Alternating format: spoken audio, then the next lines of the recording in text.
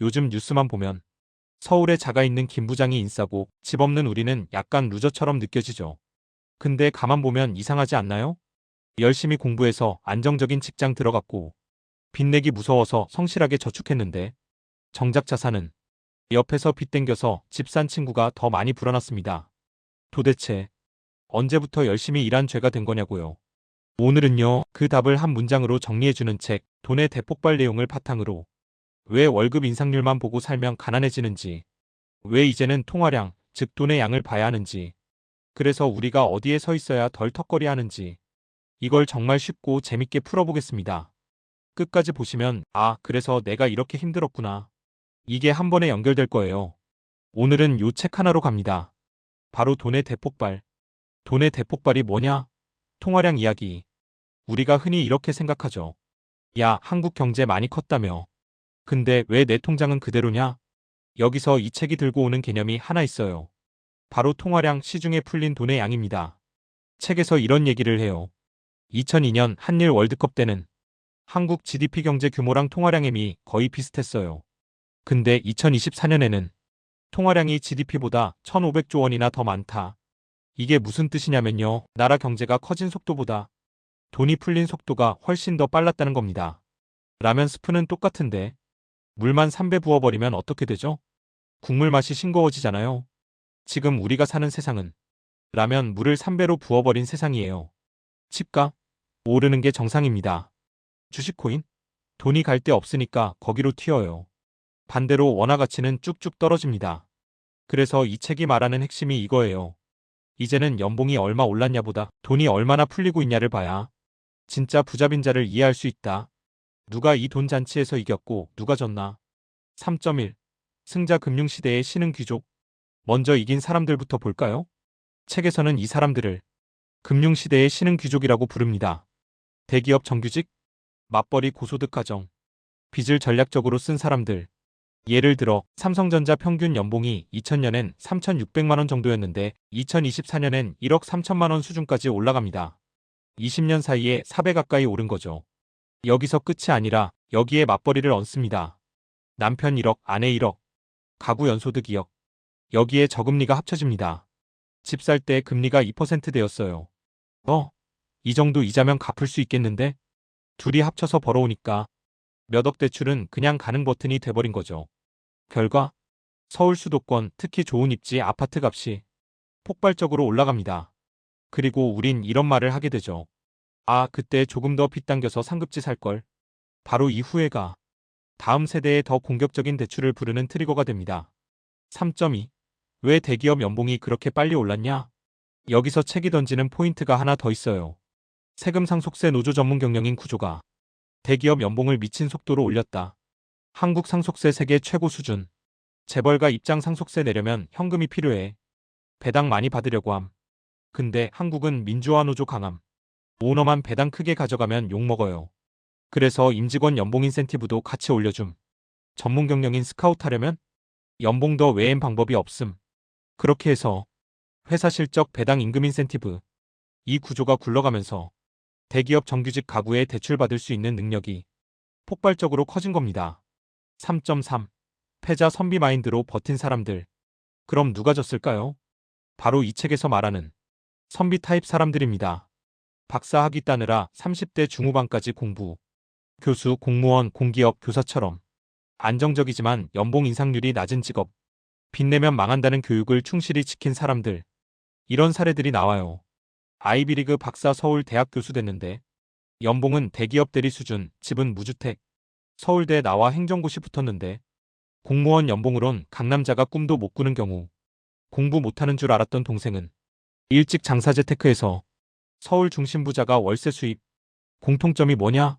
내 월급, 내 명함만 보고 통화량이 어떻게 폭발하는지는 전혀 신경 안 썼다. 그리고 어느 날 이런 질문을 하게 됩니다. 나는 왜 이렇게 열심히 살았는데 자꾸 뒤로 밀려날까? 책의 대답은 아주 냉정합니다. 당신이 부족해서가 아니라 게임의 룰이 통째로 바뀌었는데 그 룰을 안 바꿨기 때문이다. 한국을 넘어서 미국, 중국, 유럽의 머니파티. 이제 시야를 세계로 좀 넓혀볼게요. 4.1 미국 머니파티의 본진. 2008년 글로벌 금융위기, 코로나 위기, 두 번의 큰 위기 때 미국은 공통적으로 한 가지 행동을 합니다. 돈을 미친 듯이 푼다. 제로 금리 양적 완화, 헬리콥터 머니. 그 결과가 뭐였냐? 빅테크 애플, 엔비디아, 마이크로소프트, 아마존.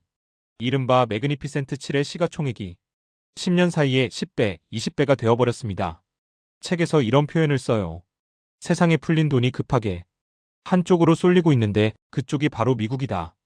그래서 한국 서학개미들이 해외 주식 89%가 미국에 몰려 있다는 겁니다. 우리만 그런 게 아니라 전 세계 돈이 다 비슷하게 움직이고 있는 거죠. 4.2. 중국 유럽 왜 여긴 힘든가? 중국은 어떤가요? 고령화 심각.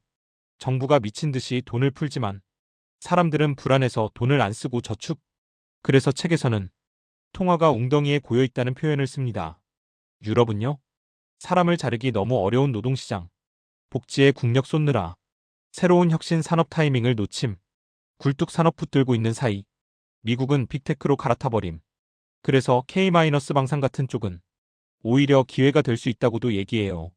나토가 국방비 늘리면 가성비 좋은 한국 무기에 눈 돌릴 수 있으니까요. 코인, 비트코인, 스테이블 코인 이건 또 뭐냐? 돈이 너무 많이 풀리면 항상 등장하는 게 하나 있습니다. 바로 새로운 욕망의 대상이에요. 옛날 네덜란드는 튤립이었고 요즘 세상은 비트코인과 각종 코인입니다. 책의 포인트는 이거예요. 비트코인은 튤립이랑 다르다. 왜냐? 미국이 비트코인 현물 ETF를 승인했고 제도권 금융이 이미 깊숙이 들어와 있고 정치인들조차 코인 투자자 표를 의식한다는 점. 그래서 이제 비트코인을 완전한 사기라고 치부하기가 정치적으로도 현실적으로도 힘들어진 단계라는 거죠. 또 하나 스테이블 코인이라는 게 나옵니다. 이건 쉽게 말하면 달러 예금의 디지털 버전 같은 거예요. 달러에 11로 연동된 코인들. 미국 입장에서는 이 스테이블 코인을 이용해서 자기네 국채 수요를 떠받치고 달러 영향력을 더 넓힐 수 있습니다. 결국 비트코인이든 스테이블 코인이든 공통점은 하나.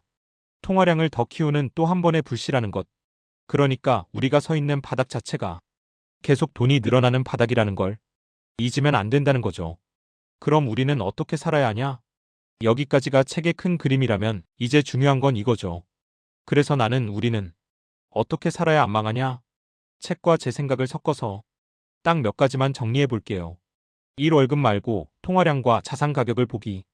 이제는 올해 연봉 3% 올랐다. 이걸로 만족하면 안 됩니다. 대신 이렇게 봐야 돼요. 같은 기간 동안 집값 주가 달러 코인은 몇 퍼센트 움직였지? 정부가 지금 돈을 푸는 쪽인가, 조이는 쪽인가? 금리 방향은? 다시 말해, 내 연봉 그래프 말고 세상의 통화량 그래프를 같이 봐야 진짜 내 위치가 보인다. 라는 거죠. 이 빚 절대 안 돼. 에서 감당 가능한 레버리지로. 부모님 세대 교육 이런 거 많이 들으셨을 거예요. 대출 받으면 망한다. 보증 서지 마라. 빚은 죄다. 근데 문제는 이 말을 안 들은 사람들이 집도 자산도 먼저 가져갔다는 것입니다. 물론 지금 와서 빚풀로 당겨서 올인해라. 이런 얘기를 하려는 건 절대 아니고요. 포인트는 이거예요. 빚은 악이다에서 멈추지 말고 최소한 얼마까지가 내가 버틸 수 있는 레버리지인지 계산할 줄은 알아야 한다. 월 현금 흐름, 금리 변동 시나리오, 최악의 경우 버틸 수 있는 기간. 이 정도는 표라도 그려보면서 공부를 해야 하는 시대가 됐다는 거죠. 사망국 안에만 갇히지 말고 해외 자산도 같이. 책에서 일본 얘기가 나오는데요. 일본은 잃어버린 30년이라고 욕먹지. 사실 그 기간 동안 해외 자산으로 버틴 나라입니다. 우리도 비슷해요. 국내 성장률은 낮아지고 고령화는 빨라지고 통화량은 계속 늘고 있음. 이럴수록 국내 부동산만, 국내 예금만 이게 아니라 미국 우량 주식 ETF, 글로벌 자산 이런 걸 어느 정도 비중으로 함께 가져가는 게 점점 더 중요해질 수밖에 없습니다. 선비대 상인이 아니라 선비 상인으로. 책 마지막 문장이 되겠어요. 통화량이 폭발하는 시대에는 상인이 선비를 이긴다. 공부 잘하고 선하게 성실하게 살아온 사람들이 요즘 제일 상처를 많이 받죠. 코인 한방, 부동산 로또, 레버리지 폭등 얘기 들으면 내 삶이 무가치한 것처럼 느껴지니까요. 근데 저는 여기서 한 발만 더 나가면 좋겠어요. 그래, 상인이 선비를 이기는 시대인 건 맞다. 그럼 나는 선비의 양심 상인의 계산기. 둘 다 들고 가겠다. 내 전문성, 내 직업적 양심은 지키되 돈의 흐름, 통화량, 자산 구조는 냉정하게 공부하고 최소한 게임판이 어떻게 움직이는지는 알고 움직이자. 이게 우리가 할 수 있는 가장 현실적인 선택이라고 생각합니다. 정리해 볼게요.